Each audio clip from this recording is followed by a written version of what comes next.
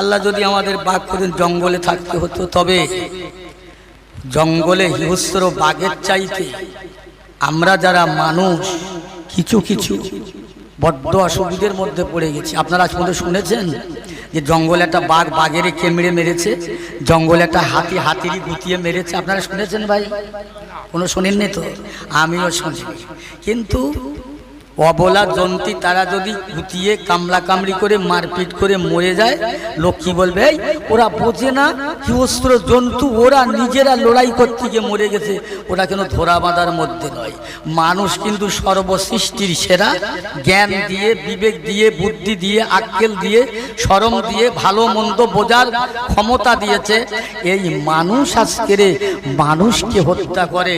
তার মানে জঙ্গলের হিংস্র জন্তুর চেয়ে আমাদের মধ্যে কিছু খারাপ, নাকি ভুল বলছি? বুঝলে? আল্লাহর দয়া, আল্লাহ পাক আমাদেরকে বেহেশতের বাগানে বসিয়েছে। খুব লম্বা নয়, চওড়া নয়, ওয়াজ আমি ভালো করতে পারবো না। আপনাদের কি বিশ্বাস হয় আমি আপনাদের কাছে একজন গুনাহগার, নিরক্ষর, জাহেল মানুষ? আপনারা এখানে বসে আছেন কিতাব কুতুব পড়া মানুষ, নামাজি মানুষ, ইতিহাস পড়া মানুষ, জ্ঞানী মানুষ, আর আমি আপনাদের মাঝে একজন কিছু না জানা মানুষ, কিছু না জানা। একটা কথা আপনাদের বলি, ধরে নেন এই চনসারের এই পাড়ার কোনো ভাই আমার ফার্নিচারের দোকান করেছে, সেখানে তৈরি হয় চেয়ার, তক্তবর, বেঞ্চি, জানালা, চৌকাঠ, দরজা, সব জিনিস। ও বেচারা করেছে কি, জঙ্গলে থেকে একটা কাঠ কিনেছে, খুব নামি দামি কাঠ, যে কাঠটার দাম হলো একটা গুঁড়ির দাম ধরে নাও আপনার 50,000, কি 1 লাখ, কি 1.5 লাখ, কি 3 লাখ। এই 3 লক্ষ টাকা দামের, এই শোনেন কথা, গল্প করছেন কেন? এই গল্প করছেন কেন? এই সর্বনাশ করে। এই তোমরা যদি গল্প করো তা গল্প করো, আমি শুনি। চারিদিকে গল্প হচ্ছে কেন এদিক ওদিকে? আমি আবার আপনাদের বলে দিচ্ছি, একটা কথার আওয়াজ যেন আমার কানে না আসে, চুপচাপ ডিস্টার্ব করবে না। বেহেশতের বাগান, আমার ওয়াজ তো গুলিয়ে যাবে। বেহেশতের বাগানে আশেপাশে গল্প করলে বেয়াদবি হবে। সব থেকে মানুষের ইবাদতের মধ্যে আদবটাই বড়, আদব। এখন হয়েছে কি ভাই, একটু বলি। একজন, 2 স্বামী স্ত্রী, 2টো ছেলে, একটা ছেলে বড়, একটা ছোট। হঠাৎ সন্ধ্যাবেলা স্বামী বাড়ি এসে বলছে, এ আব্দুল সাত্তারের মা, তা বলছে কি? বলে আজকে সকাল সকাল রান্না করে লাও তো। আজকে না এই চন্দনেশ্বরের বাজারে লাইলি মজবুর পালা হবে। কি বলছে? তের বাবা, তুমি তো নামাজ পড়ো না, আমি একটু পড়ি, আবার আমাকে নিয়ে লাইলি মনু পালা দেখতে যাবে, লোকে শুনলে কি বলবে? এই কেউ দেখতে পাবে না, চলো না।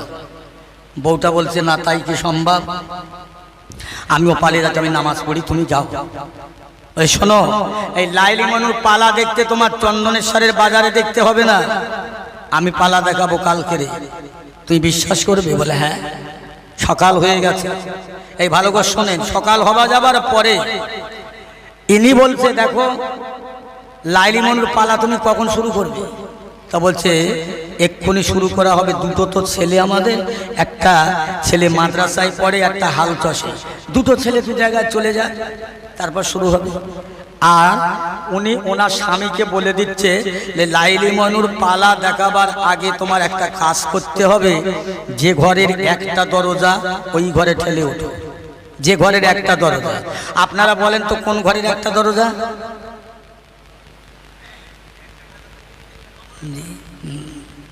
সে ঘর আর আছে? এই গোলা ছিল না আগে, গোলা গোলা, ওটা দরজা ওর। তবে ওর বাড়িতে গোলা আছে। ও বলছে একটা ঘরে যে দরজা ওই ঘরে ঠেলে উঠে, গোলার মধ্যে ঠেলে উঠে যার স্ত্রী কি করেছে, ফাঁকা দে দরজায় চাপি মেরে দিয়ে বলে দিচ্ছে যে খবরদার এর মধ্যে বসে থাকবে, লাইলি মনুর পালা সঙ্গ না হওয়া পর্যন্ত খবরদার যেন কাশবে না, কথা বলবে না, তাহলে পালার রিল কেটে যাবে। বলো ভালো। এখন হঠাৎ মা কেমন বোঝাচ্ছে শোনেন, আদব শিখবেন কোথায়? আদবের শেখার জায়গাটা কোথায় আমি বলে দিচ্ছি। মা কি করেছে, ও বসে আছে, এমনভাবে মনে হলে যেন একটা মারপিটের ভান। বড় ছেলে, এখন বেলা 8টা বেজে গেছে, উনি হাল চষছিল মাঠে, গরু হাঁটে না, রোদ লেগেছে, পান্তা খাবে, খিদে লেগেছে, গরু হাঁটে না বলে রাগে এখন গরুর মেরে হাল জল ভেঙে হাতে করলে বাড়ি আসছে, সে দেখছে মা বেহাল অবস্থা। তো বড় ছেলে বলছে, মা এ কেন? বলছে, বাপ এ কেন কি বলবো, তোর বাপ আমাকে মেরে না এই সভ্য দেহ কুচে দিয়েছে। কেন? না আমি বলেছি যে বড় ছেলে হাল চষছে, পান্তা নিয়ে যেতে হবে। উনি বলছে আমার ছেলে হাল চষছে, পান্তা খাবে কি, লে যাবো কি না, ওটা আমার ব্যাপার। বলে বাপ দু চার কথা হতে হতে আমাকে এই দেখো কি মার মেরেছে। এ বড় ছেলে তখন কি বলছেন জানেন? এই যে বুড়ো পাঁঠাটা কোথায় গেছে মা? এই বাপেরে বলছে বুড়ো পাঁঠা। এ গোলার মধ্যে বলছে কি রে, এই যে লাইলি মনু পালা দেখাবে, ও সারা গ্রামটা তন্ন তন্ন করে ঘুরেছে, বাপকে পেলে হেলো পাঁচন দিয়ে সাইজ করে দেবে। মারে মারলো কেন? খুঁজে খুঁজে না পেয়ে বাড়ি আসলে, মা কোথায় পাওয়া গেল না, তুই যাবা যা মাঠে যা।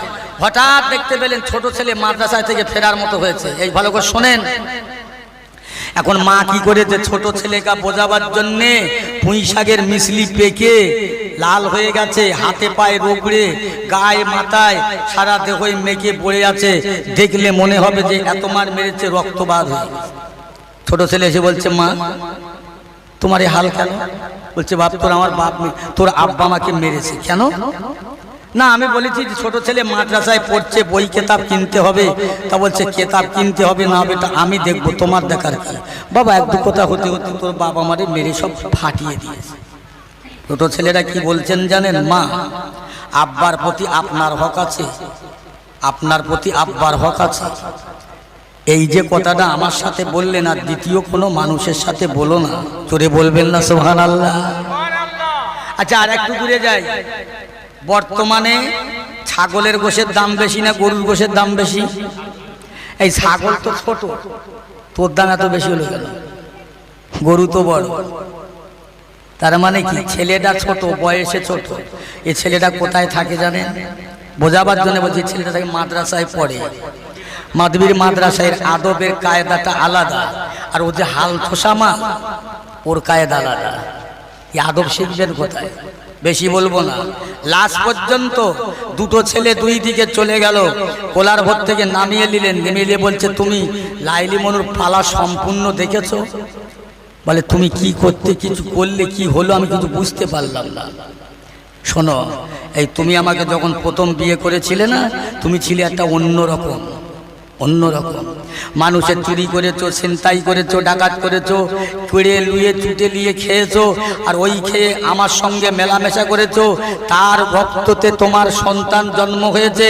সুতরাং বড় ছেলেটা হচ্ছে হারামজাদা, পরিষ্কার কথা। আর ছোট ছেলেটার জন্মাবার আগে তুমি তওবা করে সেরে গিয়ে নামাজ পড়েছো, তোমার ওই জন্মের ছেলেটা মাদ্রাসার একজন তালবেলেম হয়েছে। জোরে বলেন না সুবহানাল্লাহ? বোঝাতে পারলাম? বোঝাবার শক্তি আমার নেই। আদবটা বড় জিনিস, আদবটা শেখে। সব থেকে বড় জিনিস হলো আদব। আদব শিক্ষা করেছিলেন কারা? জগতের ইমাম, ইমামে আজম আবু হানিফা রাহমাতুল্লাহ আলাইহির নাম ছিল নোমান বিন সাদেক। ও মুসলমান, আল্লাহর বান্দা, আল্লাহর বান্দি বেটাকে ডাকলেন, বাবা নোমান বিন সাদেক, আমি আমার পীরের দরবারে যাব, একটু পীরের দরবারে নিয়ে চলো না বাবা। কে তোমার পীর? আম্মা জান। ও বাবা, আমার পীর হলো শাহ সুফি আনসারী রাহমাতুল্লাহ আলাইহি। অনেকদিন পীরের দরবারে যাওয়া হয় না, পীরের খোঁজ খবর লওয়া হয় না, পীরের দোয়া পাওয়া যায় না বাবা। ও বাবা নোমান বিন সাদেক, আমাকে সঙ্গে করে নিয়ে, সাথে করে নিয়ে আমার পীরের দরবারে নিয়ে চলুন। মাকে সাথে করে, সঙ্গী করে, ঘোড়ার পিঠে করে তুলে, ঘোড়ার লাগামটা ধরে হাজাতে জগতের ইমাম, ইমামে আজম মায়ের দিকে একবার করে যায়, দুপা করে দাঁড়িয়ে যায়, একটু করে যায়, আবার মায়ের দিকে তাকায়, একটু করে যায়, আবার মায়ের দিকে তাকায়। এইভাবে যতবার যায় যায় মায়ের দিকে তাকিয়ে তাকিয়ে দেখতে দেখতে অনেক সময় ধরে মায়ের পীরের দরবারে পৌঁছে যান। পীরের দরবারে গিয়ে পীরকে সালাম করলেন, আসসালামু আলাইকুম আব্বা হুজুর। ওয়ালাইকুম আসসালাম আমার মুরিদিনী বাবা, ভালো আছো মা? হুজুর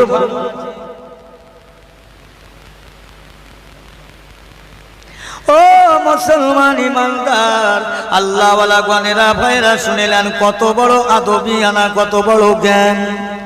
পৌঁছে গেল পীরের দরবারে, পীর সাহেবের সঙ্গে কথা হচ্ছে। অনেকক্ষণ ধরে বসে আল্লাহর ওলি বলছে মুরিদিনীকে, মা শোনো, তোমাকে যে ঘোড়ার লাগামটা ধরে টেনে টেনে আসছিল আগে আগে একটু করে দাঁড়াচ্ছিল, উনি কে? উনি আমার বেটা হুজুর, আমার ছেলে। তোমার ছেলে? হ্যাঁ, একটু ডাকো দিদি, ওনার সাথে কথা আছে। দেখে নিয়ে বলছে, বাবা বসো ভাই। এই তুমি আমার নাতি, তোমার মা হচ্ছে আমার মেয়ের মতো, আমি ওই তোমার মার আব্বার মতো, অতএব তুমি আমার নাতি, আমি তোমার নানা। নানা হিসেবে নাতির কাছে কটা কথা জানতে চাই, বলবে? জি হুজুর। আমার আম্মা জানের পীর বলেন, বাবাই তুমি যে তোমার মায়ের আনছিলে ঘোড়ার লাগামটা ধরে টেনে টেনে আর একটু করে দাঁড়াচ্ছিলে, ব্যাপারটা কি, কারণটা কি? আসছিলে আবার দাঁড়াচ্ছিলে, আসছিলে দাঁড়াচ্ছিলে কেন? মায়ের দিকে দেখছিলে। আল্লাহর ওলি ওই সময় বলতে, হুজুর আজ আমার আম্মা জান জনম দুঃখিনী গর্ভধারিণী, মাঝে মায়ের পায়ের চাল্লার জান্নাত আছে। আল্লাহ নবী, দয়াল নবী, সোনার নবী, মধুর নবী বললেন, দুনিয়ার কোন সন্তান যদি মায়ের দিকে রহমতের নজরে, দশ দৃষ্টির নজরে, ভালোবাসার নজরে একবার কোন বান্দা বান্দি ছেলে তাকায়, এটা আমার আম্মা জান, এটা আমার আম্মা জান। আল্লাহ নবী আল্লাহর হাবিব বললেন, একবার তাকাবার জন্য, একবার দেখার জন্য একটা মকবুল হজের সওয়াব আল্লাহ পাক তার আমল নামায় লিখে দেয়। এই কিরাম হলো, কেউ বলছে আর কেউ বলছে ছেড়ে দে মাকে, দে মাছ। হ্যাঁ, একটু জোরে সবাই মিলে বলা যাবে না সুবহানাল্লাহ? কিরাম হলো এবারে? হয় না, একদম শুধু ভাত খাওয়া যায়, একটু ডাল পাতলা একটু আলোচনা হলে, একটু ডাল আর একটু আলোচনা হলে ভালো চলে, বুঝেছেন? আল্লাহর বান্দা দিকে জিজ্ঞেস করছে, হুজুর আমি এই জন্য আমার মায়ের দিকে তাকাচ্ছিলাম। দুনিয়ার দিকে তাকালে দুনিয়া দেখতে পাবো, আসমান দেখলে আসমান দেখা যাবে, গাছের দিকে দেখলে গাছের ফল দেখা যাবে, কোনো লাভ হবে না। ও আমার আম্মা জানের পীর আল্লাহর ওলি আল্লাহ নবী বললেন, কোন ছেলে যদি তার মায়ের দিকে রহমতের নজরে, দয়ার নজরে, রহমতের দৃষ্টিতে, দয়ার দৃষ্টিতে একবার তাকাবেন। আল্লাহ নবী সাহাবীরা বললেন, ইয়া রাসূলুল্লাহ, হাবিবাল্লাহ, কোন বান্দা কোন ছেলে যদি তার মায়ের দিকে একবার নয় 10 বার তাকান, 20 বার তাকান, 100 বার তাকান, আমার দয়াল নবী বললেন, ও আমার সাহাবারা, একবার কেন, 100 বার কেন, 10,000 বার কেন, 1 লক্ষ বার কেন, কোটি কোটি কোটি কোটি কোটি কোটি বার বার, অগণিত বার তাকাবে, অসংখ্য তাকাবে, আমার আল্লাহ তাআলা অসংখ্য মকবুল হজের সওয়াব আল্লাহ তাআলা আমল নামায়ে দিয়ে দেবে। কমতি আছে কিছু, কিন্তু বর্তমানে ছেলেরা সেই মা বাপের সঙ্গে বিরোধ করছে। এই বিয়ে করে বাড়ি এসেছে ছেলে, গ্রামের দাদিরা ভাবিরা জিজ্ঞেস করছে, বিয়ে করলে শ্বশুর বাড়ি কেমন যত্ন খাতির হলো?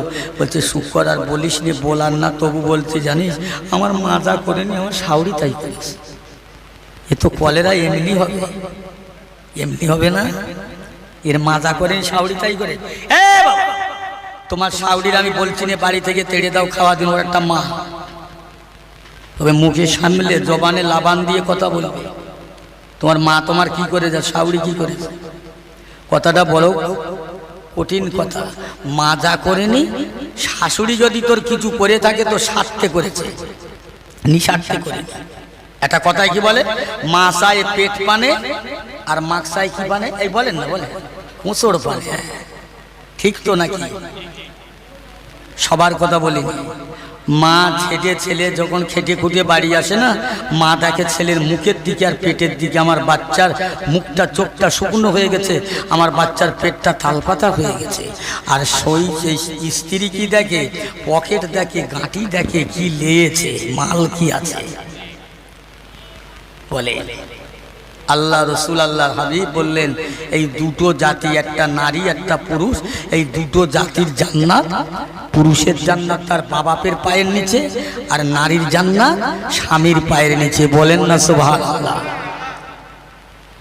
বর্তমান যুব সন্ধিক্ষণের মেয়েদের আল্লাহ রসুল মদিনা শরীফে বসে আছে, কিছু মেয়েরা এসে ইয়া রসুল্লাহ হাবিব আল্লাহ আমার একটু মশলা দেন, ফতোয়া দেন। কি ইয়া রাসূলুল্লাহ হাবিবাল্লাহ, বেটা ছেলেরা মসজিদে জামাতে নামাজ পড়ে, জানাজায় নামাজ পড়ে, ঈদগাহে জামাতে নামাজ পড়ে, তারাবির নামাজ জামাতে পড়ে।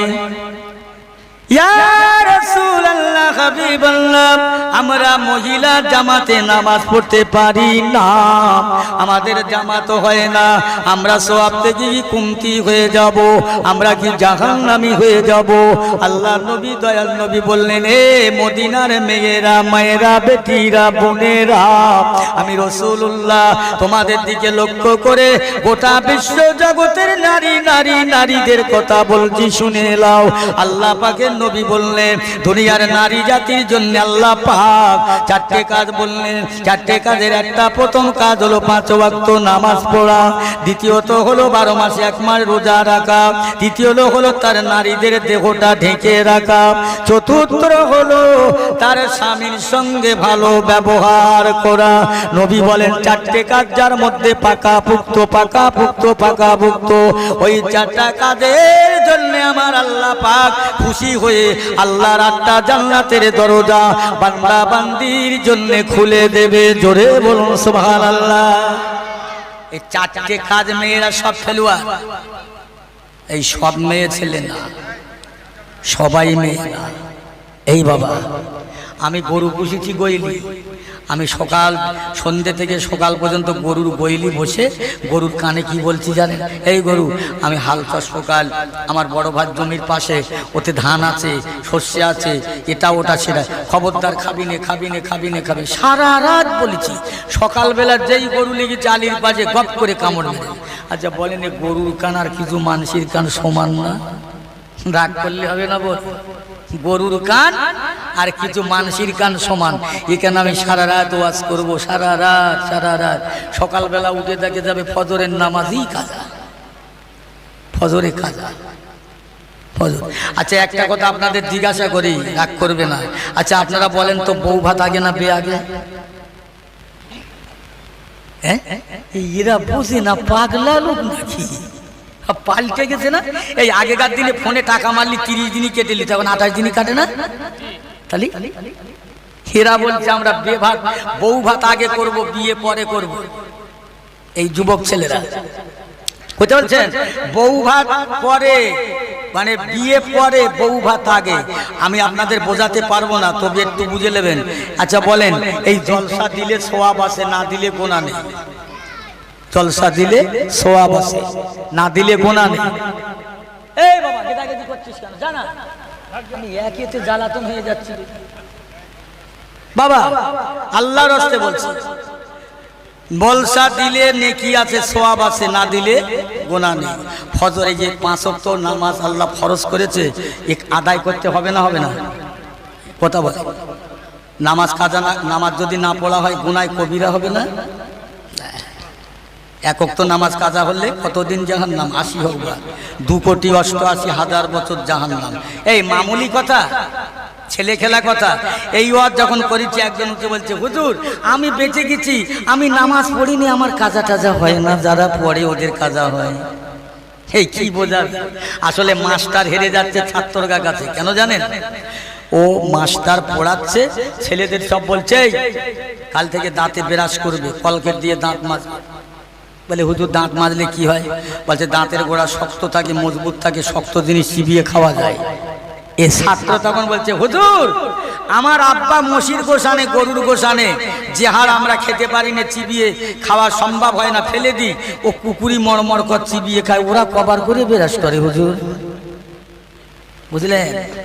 জামানা অন্যরকম, সময় অন্যরকম চলছে। দোয়া করছি, দোয়া করেন আল্লাহ যেন আমাদের সবাইকে ঈমানের সাথে মওত দান করে। বলেন আল্লাহুম্মা আমিন। জোরে বলেন আল্লাহুম্মা আমিন। নামাজটা পড়তে হবে প্রথমে। এই নামাজটা হলো বৌভাত, বিয়ে, আর তারপরে সুন্নত করলে হবে বৌভাত। খবরদার ছেলেরা, ওয়াজ করতে গেছি এক জায়গায়, বাস্তব জীবনের অনেক কিছু হয়ে গেছে বাবু। ওয়াজ করতে গেছি এক জায়গায়, সব ছেলেরা এসে বলছে হুজুর আমাদের জন্য দোয়া করবেন, আমাদের এই জলসাটায় না অনেক পয়সা খরচ। কত? 2.5 লক্ষ টাকা খরচ।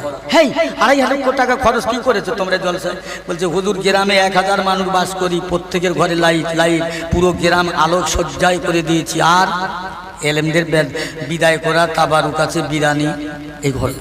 আচ্ছা বাবা, তোমরা কমিটি কতজন ছেলে? তাহলে হুজুর 75 থেকে 80 জন ছেলে। তা 75 থেকে 80 জন ছেলে একটা সত্যি কথা আমার কাছে বলবে বাবা, একদম গোপন করবে না, আমি তোমাদের স্টেজে গিয়েও বলবো, এখানে একটু বলবো। বলে হুজুর বলেন, আর সত্যি কথা পাবো তো? বলে হ্যাঁ হুজুর বলেন। আরে এই 75 থেকে 80 জন ছেলে তোমরা কমিটি, 2.5 লক্ষ টাকা তোমাদের জলসায় বাজেট, একটা সত্যি কথা বলো, এই 80 জন ছেলের মধ্যে নামাজি কজন? বলছে হুজুর জন 4-5 পড়ে, আর বলে বলে কেউ পড়ে না। কোথায় সমাজ আছে? আল্লাহ রাসূল বললেন এমন একটা দিন হবে, ও আমার সাহাবা কেরামের মানীয় লোকের মান যাবে, অমানির মান হবে। যাদের পায়ে জুতো ওঠে না, যাদের লোকে চেনে না, তারাই সমাজের নেতৃত্ব দেবে। হচ্ছে কিনা? আল্লাহ রাসূল দিন দুনিয়ার বাদশাহ নবী আমার অসুস্থ জয়ীফ হয়ে গেলেন। আল্লাহ নবী সাহাবীরা জানতেন, ইয়া রাসূলুল্লাহ, হাবিবাল্লাহ, আপনার দুনিয়া থেকে চলে যাবার পরে আপনার অবর্তমানে কাকে নেতা করব, নেতা বানাবো, আপনি বলে দেন। ইয়া রাসূলুল্লাহ, হাবিবাল্লাহ, আপনার পরে আপনার বিবি আমাদের আম্মা জান আয়েশাতুল হুমায়রাকে নেতা বানাবো। যেহেতু আয়েশা 6 লক্ষ হাদিস পাকের হাফেজা, 30 পারা কোরআন পাকের হাফেজা, এসা মুহাদ্দিস, তাফসীর কারো, ইয়া রাসূলুল্লাহ আয়েশাকে নেতা বানাবো। নবী আমার বলেছিলেন না না না না, ও মদিনা মাসিরা, খবরদার মেয়ে ছেলেকে নেতা বানাবে না। কেন না? পুরুষের জ্ঞান 12 আনা, মেয়েদের জ্ঞান 4 আনা। ধরে বলবেন না সুবহানাল্লাহ? এই ওদের জ্ঞান যদি না 12 আনা দিত, পরের বাড়ি সংসার করতো? হ্যাঁ, এরা বোঝে না, তবে হাতটা এদের বেকার। এই সবার কথা বলিনি, সেবেলা সবার কথা বলে মার খাবো নাকি? সবাই যে ভালো, সবাই যে খারাপ না।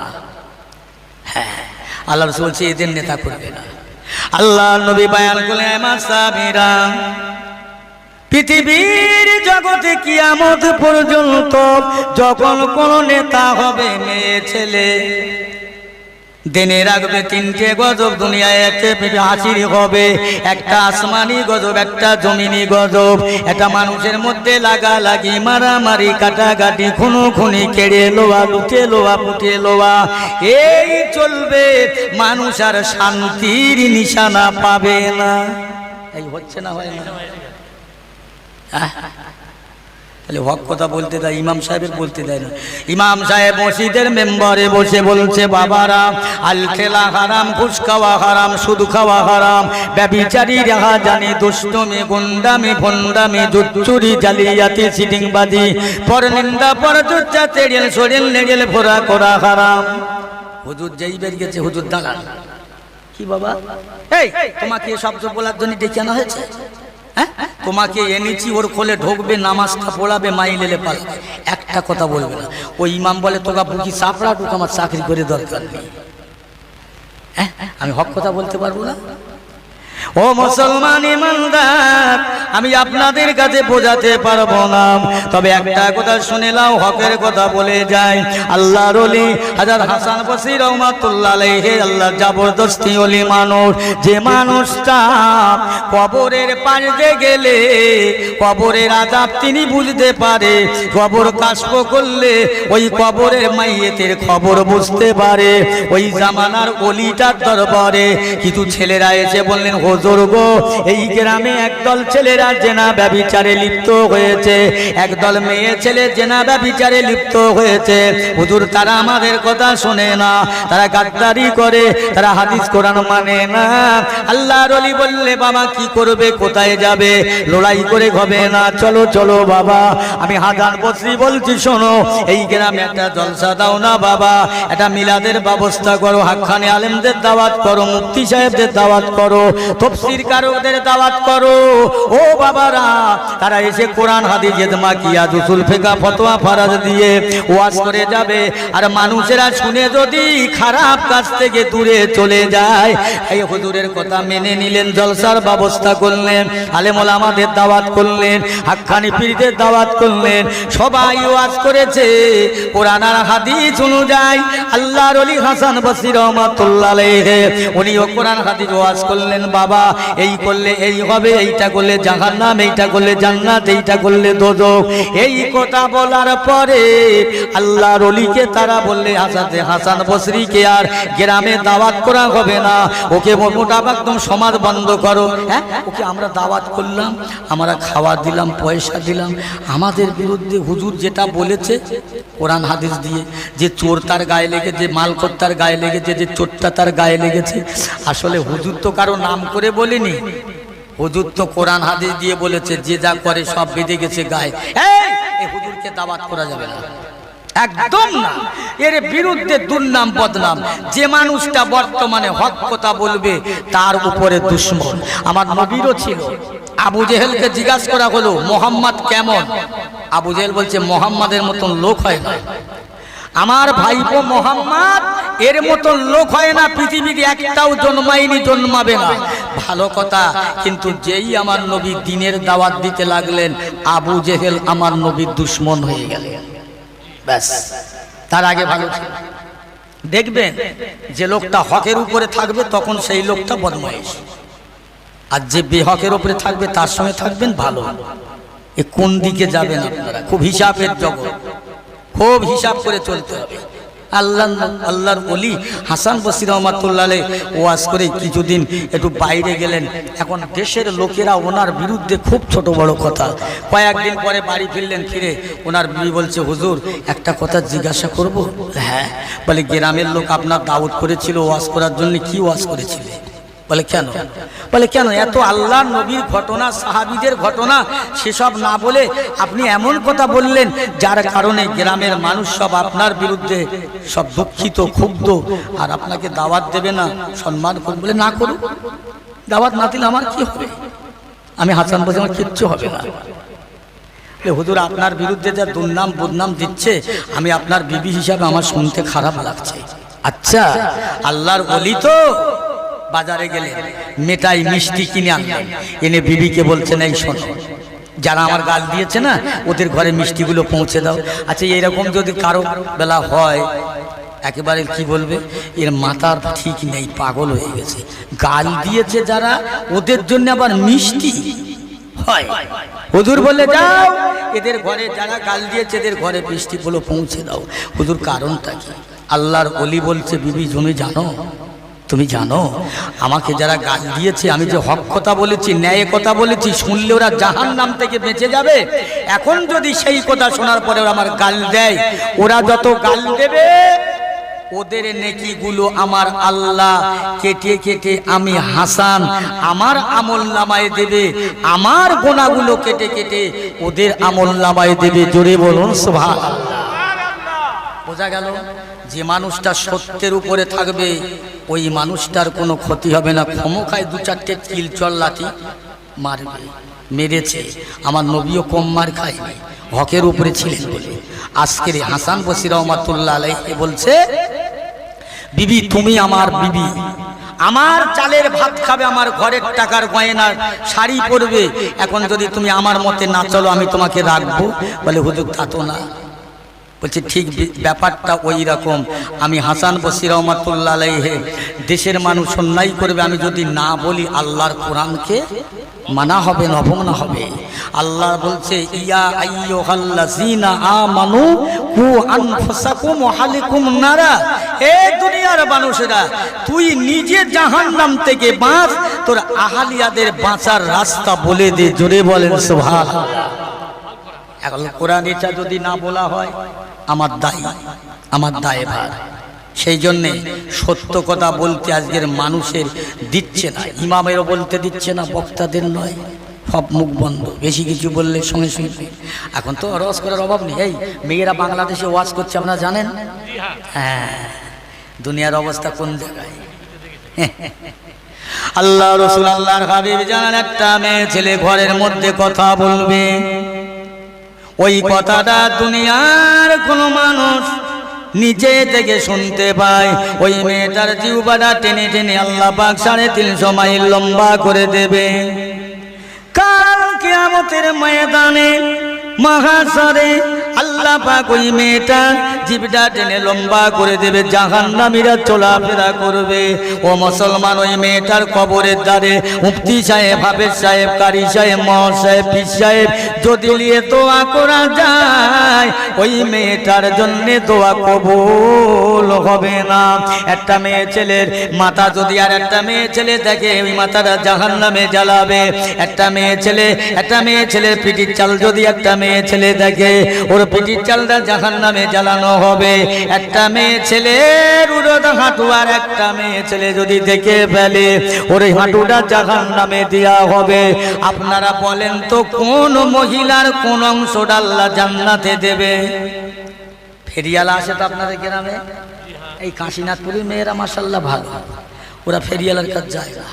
আমার গ্রামের কথা বলছি, এই ইউটিউবই হচ্ছে জলসা ওয়াজ। বাবা, ফেরিয়ালা আসলে একদম গাড়ির গায়েকে ঠেকিয়ে, পেট ঠেকিয়ে দাঁড়িয়ে একদম ওখানে, আর একটা মোদ্দা লোক দাঁড়াতে পারবে না, ভয়েতে চলে যাবে। এরাই সব মার্কেট করে। এ মোদ্দা লোক ভেড়া বাড়ি বসে রয়েছে আর বৌরি পেটকে যা, আর ও লোকের সাথে গল্প করছে, আমার বউ না ফেরিয়ালার সাথে এত খাতির, এত ভালো, ও যদি চায় না গাড়ি শুদ্ধ দিয়ে পালাবে।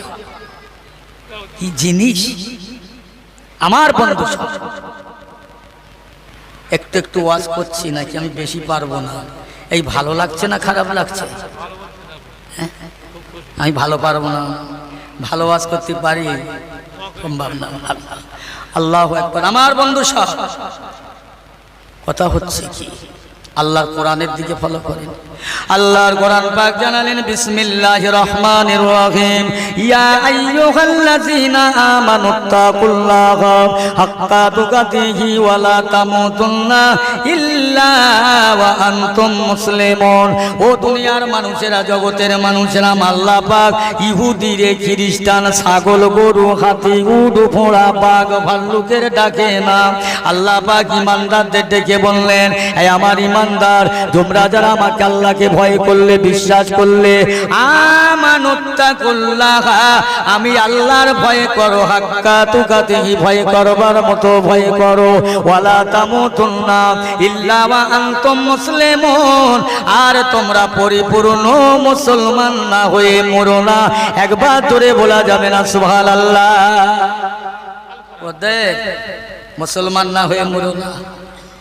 এখন বলুন, মুসলমান না হয়ে মরতে বললেন আল্লাহ, আর খাদ্যমন্ত্রী আইন করেছে রাত 12টার সময় মুরগি নিধন করো, আর কোরআন শরীফ তৈরি আজ থেকে 1,500-2,000 বছর আগে, আর খাদ্যমন্ত্রী আইন পাশ করলো সন্ধ্যাবেলা। সকাল না হতে হাজার হাজার মুরগি মেরে নিধন করলেন। খাদ্যমন্ত্রীর কথাটা এত গুরুত্ব হলো, এত প্রাধান্য হলো, কিন্তু আজকের আল্লাহর কোরআন, আল কোরআন, যে কোরআন মানুষের সঙ্গে থাকবার কথা, মানুষের কাছে থাকবার কথা, মানুষের সঙ্গে কবরে যাওয়ার কথা, হাসরে ময়দানে মহাশরে যাবার কথা, সেই কোরআন ভুলে গিয়ে মানুষ হয়ে গেছে শয়তানের পাবন্দি, মানুষ হয়ে গেল দুশ্মনের সঙ্গে আপোষ করতে লাগলো। আমার ভাই সব, আমার দোস্তেরা, তাই বলছি, যদি আল্লাহকে ভয় করেন, ভয় করবার মতো ভয় করেন। এখন একটা ছেলে আর একটা মেয়ে দিনের বেলা রাস্তা দিয়ে দুজনা, এ আইবুড়ো ও আইবুড়ো, হাত ধরাধরি করে যাচ্ছে। ডাক্তার গেল, মাস্টার গেল, কত লোক গেল, কারো দেখে হাত ছাড়েনি। দেখলেন গ্রামের চেয়ারম্যান সাহেব ফাঁকায় বেরিয়েছে, ও ছেলেটা হাত ছেড়ে দিয়ে রাস্তার এপারে, মেয়েটা রাস্তার ওপারে। আচ্ছা বলেন তো, এই সত্যি খোদার ভয় করেছে, গ্রামের চেয়ারম্যানের দিকে ভয় করে? আল্লাহর ভয় করলো না, যদি প্রত্যেকটা করতে পারে। আল্লাহ রাসূল আল্লাহর হাবিব দিন দুনিয়ার বাদশা দয়াল নবী ভগত গুরু হাবিবুল্লাহ উম্মত আমরা। ও মুসলমান ইমানদার, কথাটা আমার শেষ হয় নাই। জগতের ইমাম ইমামে আজম আবু হানিফা রাহমাতুল্লাহ আলাইহির কথাটা শেষ হলো না। মায়ের কত তাজিম করে, মায়ের কত সেবা করে, মায়ের কত দয়া করে, মায়ের কত ভালোবাসে। হযরতে নবাব বিন সাদেক তার মায়ের ব্যাপারে বললেন, ভাইজান আপনি কেন তুমি মায়ের দিকে বারবার তাকাচ্ছিলে আর তোমার খালি পায়ে যাচ্ছিলে কেন? হুজুর আমি খালি পায়ে যাচ্ছিলাম এই জন্যে, আমি যে আগে আমার মায়ের ঘোড়ার লাগামটা ধরে টেনে টেনে আমি আগে যাচ্ছিলাম, আমার মার দিকে পিছনটা দিয়ে পিঠটা দিয়ে হেঁটে যাওয়াটা নিজেকে বড় বেয়াদবি লাগছিল হুজুর। এই জন্যে আমি খালি পায়ে ছিলাম। আমার পায়ে যদি চটি থাকে, আমার পায়ের ধুলোটা যদি মায়ের দিকে চলে যায়, আমি বেয়াদবি হয়ে যাব, আমি বড় গুনাহগার হয়ে যাব।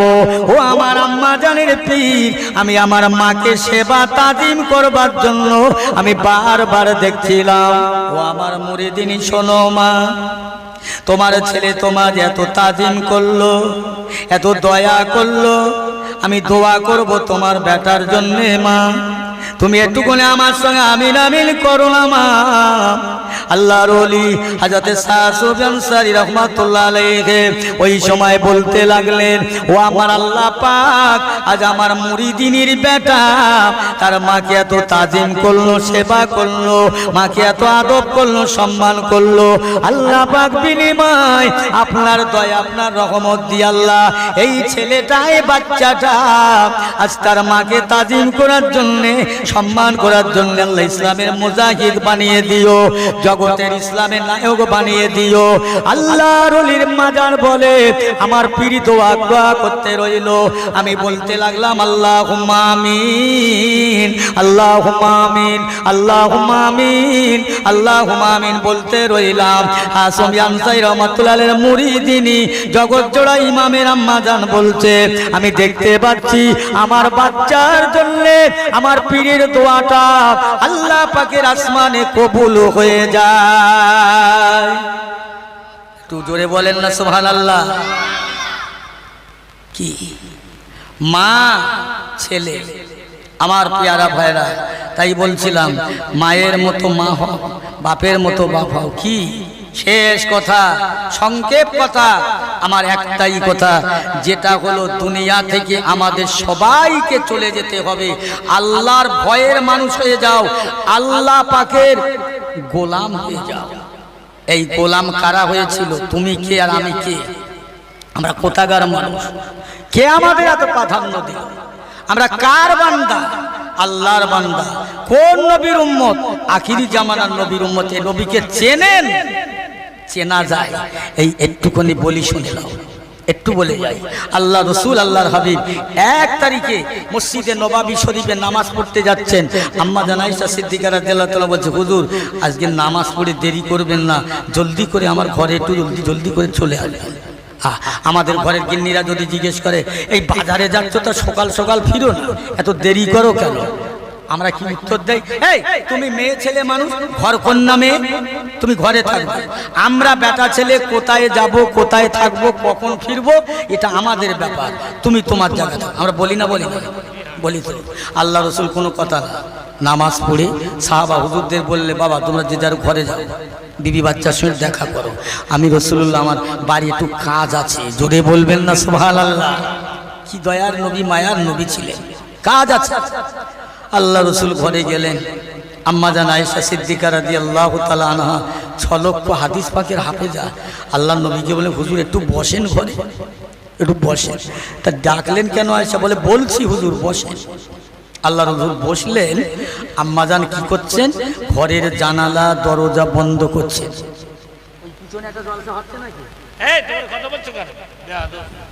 জানালা দরজা সব বন্ধ করছে। আম্মা জান বন্ধ করে আল্লাহ রসুল বলছে, আয়েশা কি ব্যাপার? ইয়া রাসূলুল্লাহ, হাবিবাল্লাহ, আমাকে মাফ করবেন, ক্ষমা করবেন। আমি আয়েশা সিদ্দিকা রাদিয়াল্লাহু তাআলা আনহা, আপনি মদিনার মেয়েদের আমার কাছে পাঠিয়ে দেন ফতোয়া মাসলা শোনার জন্য। ও বিবি আয়েশা, আল্লাহ পাক তোমাকে চলক হাদিসের হাফেজ করলেন, 30 পারা কোরআনের হাফেজ করলেন, তুমি মুহাদ্দিস হয়ে গেলেন, তুমি মুফতি সাহেব হয়ে গেছো আয়েশা। মদিনার মেয়েদের কাছে মাসলা ফতোয়ার প্রয়োজন আছে, দরকার আছে।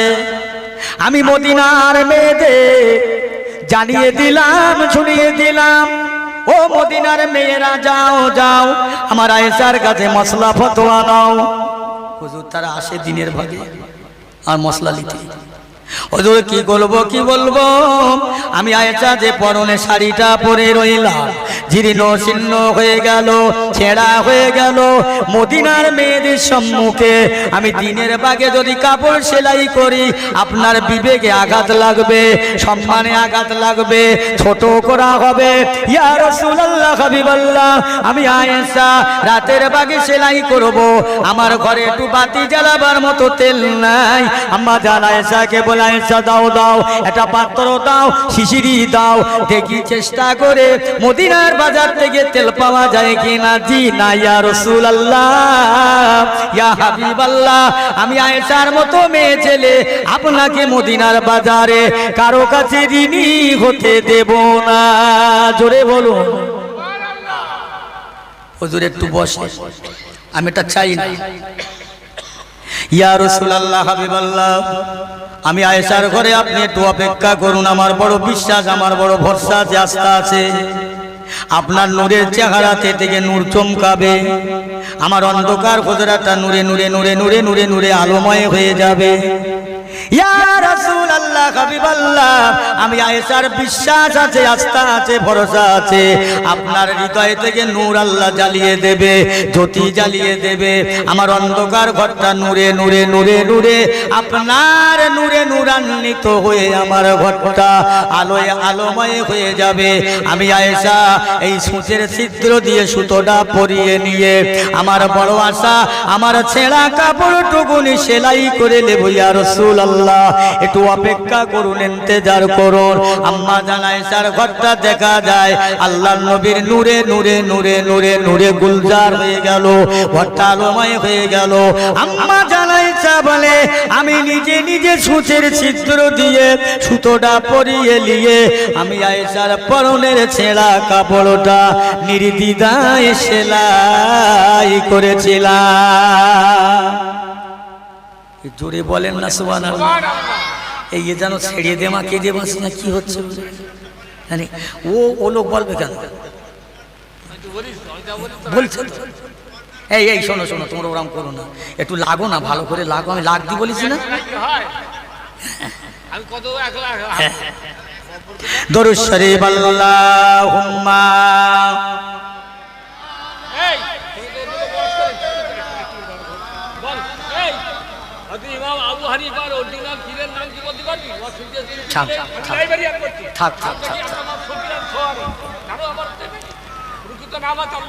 সালামেরি গজরা দরুদেরি হার, সালামেরি গজরা দরুদেরি হার, ভালোবেসে খোদা যাকে দিলেন উপহার, সে যে মোরে নূর নবী কামলিওয়ালা, তাহার শানে পড়ি সবাই সাল্লে আলা আল্লাহুম্মা।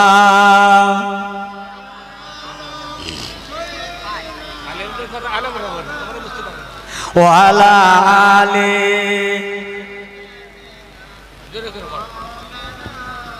আমার পিয়ারা ভাইরা আব্বা জানেন, তাহলে আমরা কোন নবীর উম্মত আমি বোঝাতে পারবো না, একটু একটু করে ইশারাতান ইশারাতান একটু মিশিয়ে মিশিয়ে বলে যাচ্ছি।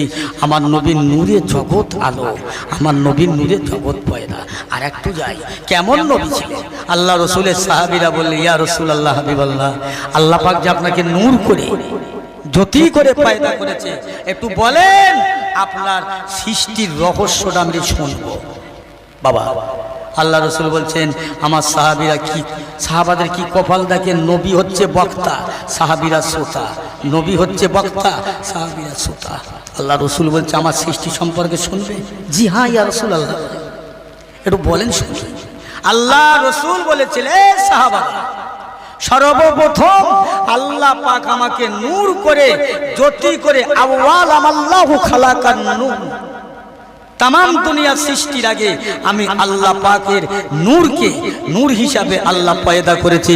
আল্লাহ তার বন্ধু হিসাবে আমি পয়দা করে। একটুখানি যাই, জিবরাইল আলাইহিস সালাতু ওয়াস সালাম এসে আল্লাহর নবীর দরবারে বলে, ইয়া রাসূলুল্লাহ হাবিবাল্লাহ, এখন আমি জিবরাইলের বয়স বেশি না আপনার বয়স বেশি, একটু বলুন। আল্লাহর নবী বললেন, জিবরাইল তুমি বলো তোমার বয়সটা। হুজুর আমি বয়সের আমার সংখ্যা শেষ না দিতে পারলে কিছু ইঙ্গিত দিতে পারি, বলো কত বয়স? ইয়া রাসূলুল্লাহ বললেন, আমি একটা তারা দেখতে পেতাম আল্লাহর আরশ আল্লাহর সংলগ্নে, ওই তারাটা একবার করে দেখতাম ৭০,০০০ বছর দেখতাম, আবার যখন আমার চোখের দৃষ্টির বাইরে চলে যেত দেখতে পেতাম না, ৭০,০০০ বছর দেখতাম না। এইভাবে দেখতে দেখতে ওই তারাটা আমার জিন্দেগিতে আমি ৭২,০০০ বার দেখেছিলাম। জোরে বলবেন না সুবহানাল্লাহ। এই জিবরাইল আর দেখছো? জি না, আর দেখা যায় না। আল্লাহর হাবিব আল্লাহ রাসূল বলে, জিবরাইল ওই তারাটা তারা দেখেছো? ও জিবরাইল ওই তারাটাকে দেখতে পেতেন, ওই তারাটার সঙ্গে কি থাকতো একবার কি বলতে পারো? ইয়া রাসূলুল্লাহ হাবিবাল্লাহ, ওই তারাটার মাথায় একটা টুপি দেখতে পেতাম, গলায় একটা মতির মালা, দুই কানে দুটা দুল। ইয়া হাবিবাল্লাহ এটা দেখতে পেতাম। ও জিবরাইল আমিন আলাইহিস সালাতু ওয়াস সালাম ওই তারাটাকে তারা দেখেছিলেন, ওইটা তারা দেখেছো, ওই তারাটা অন্য কেউ নয়, ওই তারাটা হলো আমি নবী মুহাম্মদুর রাসূলুল্লাহ সাল্লাল্লাহু আলাইহি ওয়াসাল্লাম। আল্লাহ পাক আমাকে বড় যত্ন করে পয়দা করলো। ওই তারাটার মাথায় টুপি দেখতে পেতেন, ওই টুপিটা কেউ নয় আমার হযরত আলী কারামাল্লাহু ওয়াজহু। এ জিবরাইল ওই তারাটার মাথায় যে টুপি দেখতে পেতেন, ওই টুপিটা আমার আলী। আল্লাহ পাক আমাকে ইলমের শহর করে বানিয়েছে, আল্লাহ পাক আমাকে ইলমের শহর করে পাঠিয়েছে। আমার আলীকে আল্লাহ পাক ওই ইলমের শহরের দরজা করেছে। একবার জোরে বলা যাবে না সুবহানাল্লাহ? শুনছেন তো নাকি? ইলমের শহরের দরজা আলী, ইলমের শহর নবী, ওই ইলমের শহরের দরজা হযরত আলী। আহা, আল্লাহ রাসূল বলছে, জিবরাইল বলায় যে মতির মালাটা দেখতে পেলেন, ওই মালাটা অন্য কেউ নয়, অন্য কোনো মানুষ নয়, ওই তারাকোয়ের মালাটা হলো আমি রাসূলুল্লাহ, আমার খাতুনে জান্নাত, আমার কলিজার টুকরা মা ফাতেমা। জোরে বলবেন না সুবহানাল্লাহ? ও জিবরাইল দুই কানে দুটো দুল দেখতে পেতেন, ওই দুল একজন হলো ইমাম হাসান আর হুসাইন, আমার দুই নানা ভাই। এই চারজনকে সাথে করে সঙ্গী করে সাথে করে সঙ্গী করে নিয়ে ও জিবরাইল আমি রাসূলুল্লাহ আমার আখিরি জামানার কিয়ামত পর্যন্ত যত উম্মতে মুহাম্মাদি হবে তারা বড় দুষ্ট, তারা বড় গুনাহগার হবে, খাতাকার হবে, চেহারা বিকেল হয়ে যাবে, সন্ধ্যাবেলা ইমানদার, সন্ধ্যাবেলা ইমানদার, সকালবেলা বেঈমান।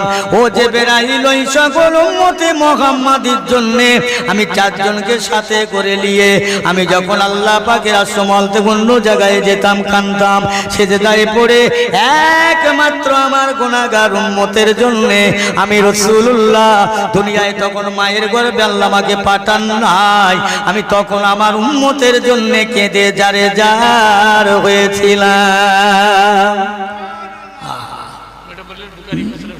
এ কি কারা? আমরা কারা? তিনি কি আমরা কি? কেন এখানে বসতে হবে? কেন আয়োজন? কেন সরঞ্জাম? কেউ হবে না।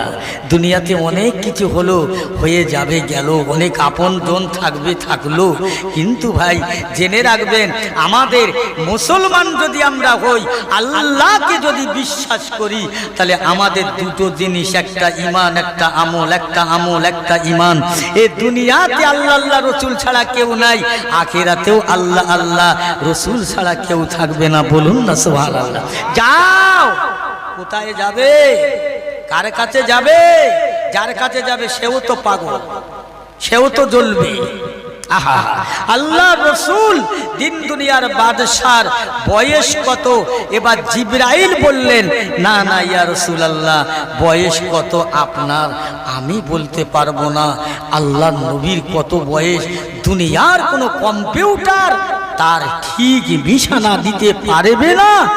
আমরা সেই নবীর উম্মত। আমার ভাই সহ বড় ভাগ্যবান আমরা, বড় নসিব।